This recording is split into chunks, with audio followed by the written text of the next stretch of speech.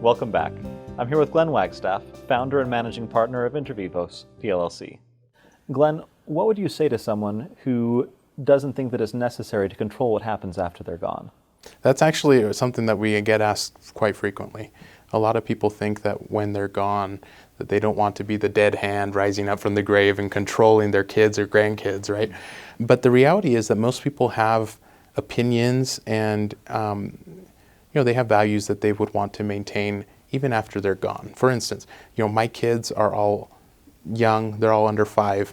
If I'm not around, I would want to have a say in how they're raised. I would want to have a say in what kind of dates they go on and what kind of movies they watch and what religion they're raised in. And so I really do want to have some level of control, and I think most people do, but they don't want to be over controlling, right?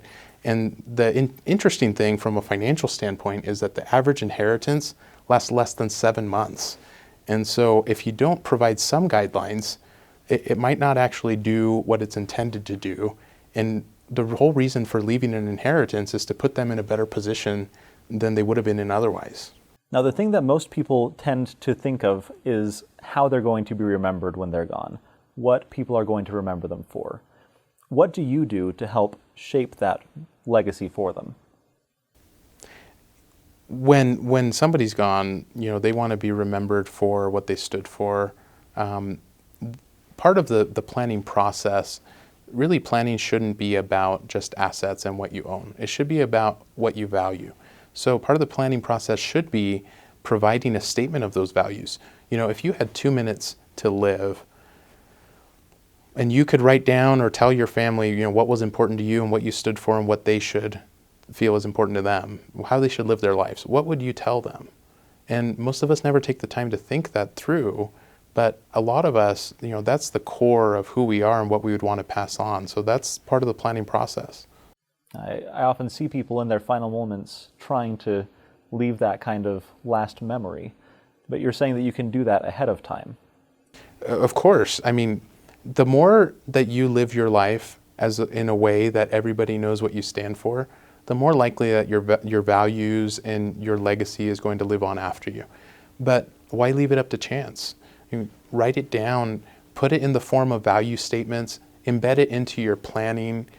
Don't just leave money, but leave guidelines of how that money is going to be used, how maybe the other opportunities that you're leaving behind for your loved ones should benefit them, and what you stand for, and so on and so forth. And a lot of it really comes down to not just leaving the values, but leaving the stories of your life, because that's what tells them why those values are important to you. Without that context, it might not be important to them, right? I can definitely see how that would be important to plan for. So I remember some stories, but there are also others that get lost along the way. How do you prepare for and plan to leave your stories behind?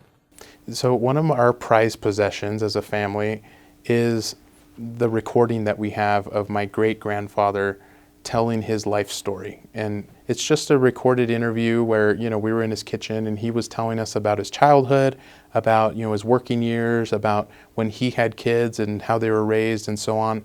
And that's valuable to us because not only do we learn from that, but it tells us a little bit about who we are also.